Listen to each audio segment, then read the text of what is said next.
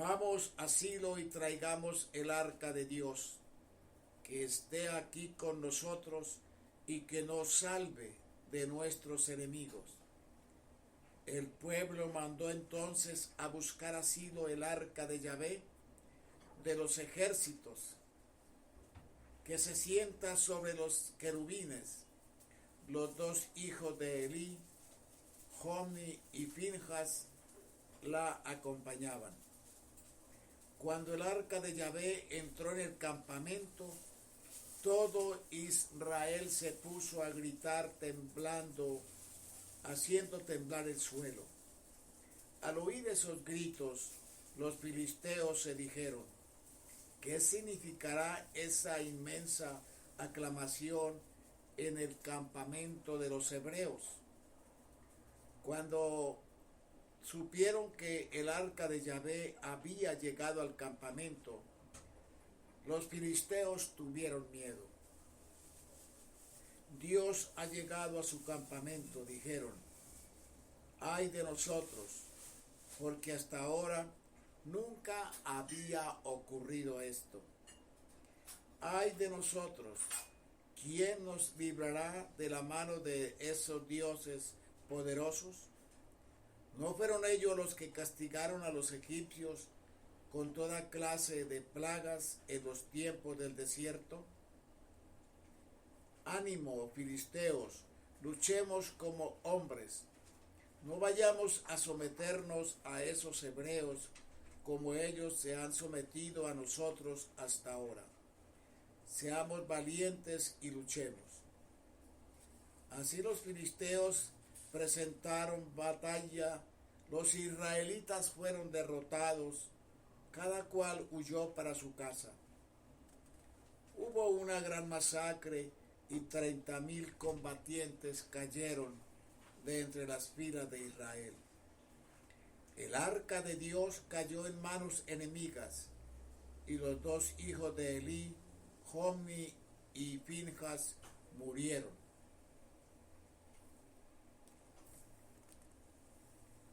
Un hombre de Benjamín escapó y llegó ese mismo día a Silo, con sus ropas destrozadas y la cabeza cubierta de polvo. Al llegar, Elí estaba sentado en su sillón muy cerca del camino, porque su corazón temblaba por el arca de Dios. Este hombre pues trajo la noticia al pueblo y surgió una gran lamentación. Cuando Elí la oyó, preguntó: ¿a qué se debe esa lamentación? El hombre corrió donde Elí para informarlo. Elí tenía entonces 98 años. Tenía la mirada fija, pero ya no veía. El mensajero dijo a Elí: vengo del campo de batalla. Hoy mismo huí de las líneas. Elí le preguntó: ¿qué pasó, hijo mío? El mensajero respondió: Israel huyó ante los filisteos. Fue una terrible derrota para el pueblo. Tus dos hijos murieron también y el arca de Dios fue capturada. En cuanto mencionó el arca de Dios, Elí cayó de espaldas de su silla, atravesándose en la puerta. Se rompió la nuca y murió, porque el anciano era pesado. Había juzgado a Israel durante 40 años. Su nuera, la mujer de Finjas, estaba embarazada y a punto de dar a luz. Al saber la captura del arca de Dios, la muerte de su suegro y de su marido, le vinieron los dolores, se puso en cuclillas y dio a luz.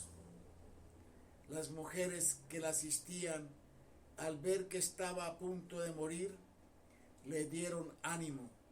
Ánimo, has dado a luz un niño.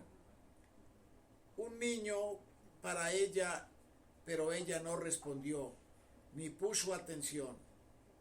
Puso al niño el nombre de Icabod, donde está la gloria, porque dijo, la gloria ha sido arrancada de Israel. Pensaba tanto en el arca como en su suegro y en su marido. Al decir la gloria, se refería al arca de Dios. Dios sabe cómo hace sus cosas. Dios permitió que ocurriera todo esto para reprender al sacerdote Elí y a sus hijos por su comportamiento que habían tenido durante el mandato en Israel. Los filisteos habían capturado el arca de Dios, la llevaron de Eben a Ezer Absop.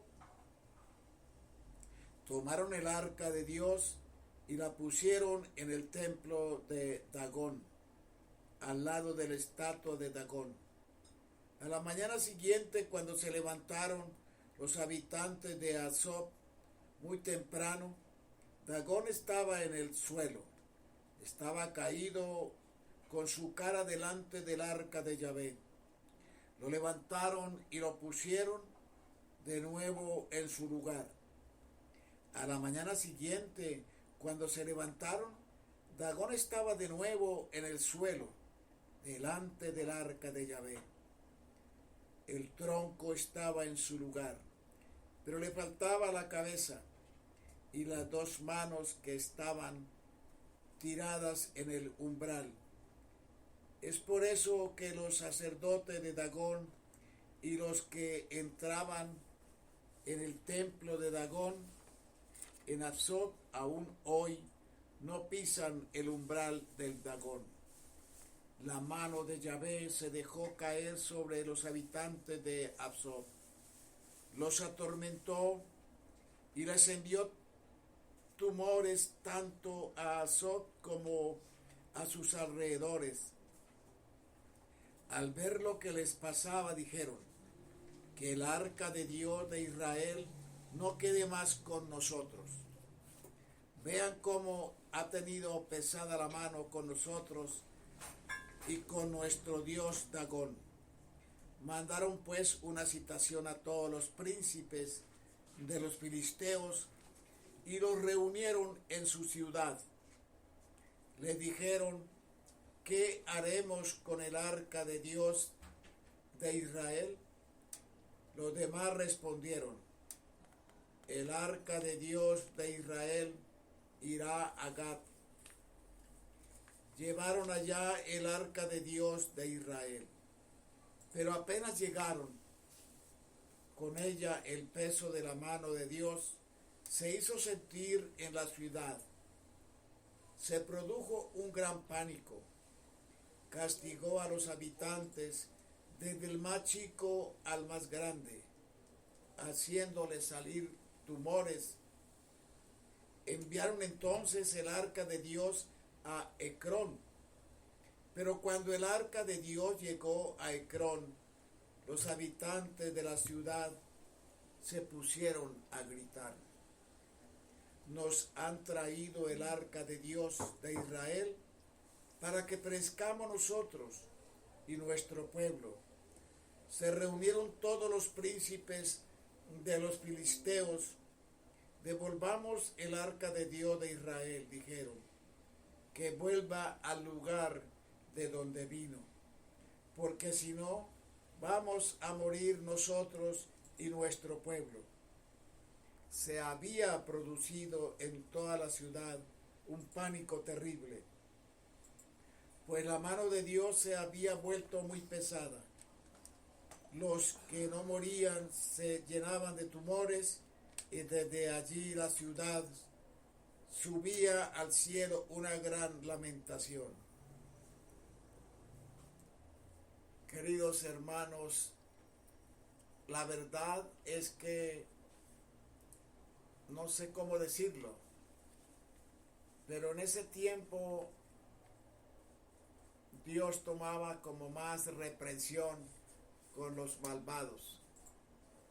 hoy por hoy nos deja obrar de manera como más libre. Y es por eso que nosotros, los seres humanos de hoy día, de este siglo XXI, hemos perdido como el temor y amor de Dios. Pero más sin embargo, no captamos esos llamados de atención que Él nos hace por medio de enfermedades, por medio de ciertas cosas que se nos presentan en las comunidades. Y pasamos inapercibido como si no nos interesara la humanidad, como si no nos interesara la vida, como si no nos interesaran nuestras familias. Recibimos las cosas como vengan y no percibimos la presencia de Dios. En esta pandemia que hemos recibido tantas lamentaciones y tantas idas de familiares por el virus, a veces no nos colocamos en presencia de Dios. Y muchas veces continuamos obrando de mala fe y no nos arrepentimos de nuestros comportamientos absurdos que tenemos. Yo les hago un llamado a Dios, a todos mis queridos hermanos, para que tengamos presente todos los días de nuestra vida la presencia de Dios. Para que tengamos presentes todos los días en nuestros trabajos, en nuestras empresas, en nuestras comunidades, ese Dios que tanto nos ama, ese Dios que tantas cosas nos da todos los días de nuestra vida. Nos da la salud, nos da prosperidad, nos da paz en nuestro interior, nos da alegrías, nos da una familia unida y nosotros no agradecemos, seguimos comportándonos de una manera no correcta. Mis queridos hermanos en Cristo nuestro Señor, hoy, en este día, debemos tomar una reflexión.